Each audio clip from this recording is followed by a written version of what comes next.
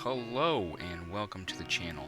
In today's video, I just wanted to make kind of a guide, but really just talk about one of my favorite farms. I'm deciding to go back and try some of my old favorite farms that I would do every once in a while, or try new farms that maybe look like they might be enticing and just kind of give stuff a shot. With this new economy, with how everything's changed, it's kind of like everything needs testing again. I know of a couple things that definitely are still good, but I'm trying new stuff. So today I wanted to share one of my favorite farms, and that farm would be the honey farm, or jelly farm, I guess, however you want to call it. This farm is takes place in Storm Song Valley, so in BFA, and it is an alliance only farm. It is for the honeyback hive reputation, which is a reputation used to get the bee mount. Now, because there's no cap on like how much reputation or anything you can gain in a day, and the fact that these are sellable in the auction house, what most people do is they just run to the auction house and they buy the jelly they need and they go out and get their mount because they don't want to be, they don't want to have to farm. And that's where we come in. So my wife specifically has been doing this farm for quite some time. She used to do it about once or twice a week, and then basically once everything's sold, she'd just go out and do the farm again. And it used to make really good money. But we're going to take a look at how much it's making right now in 9.2.7. So I won't go into full explanation of how to start this farm. There's other great guides on that.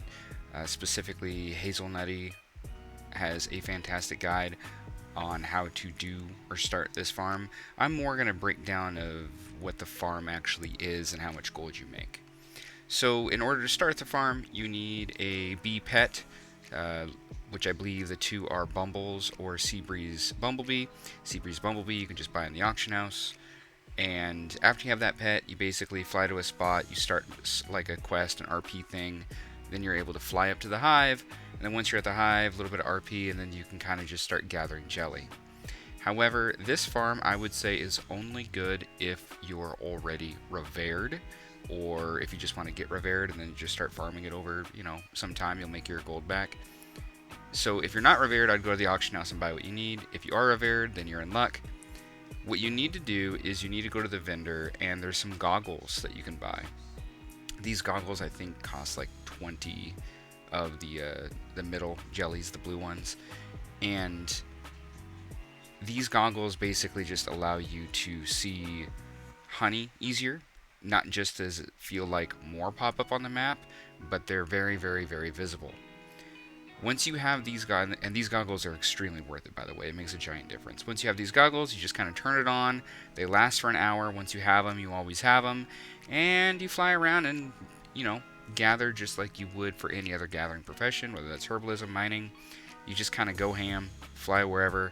There's some things that we use that like give routes and things like that. I was told, at least by my wife on this farm, that she doesn't feel like that's necessary.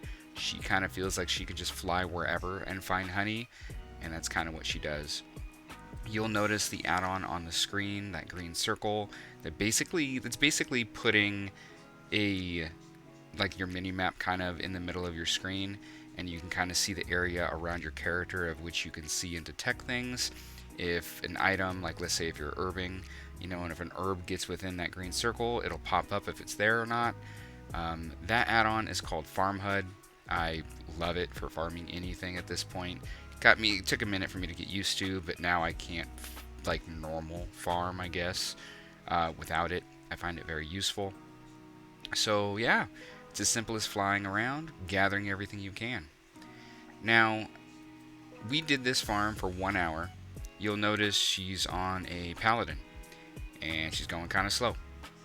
And, she's not a druid, which obviously if you're a druid, being in flight form and being able to stay in flight form, this farm goes faster. So we wanted to do this specifically to kind of show you a worst case scenario.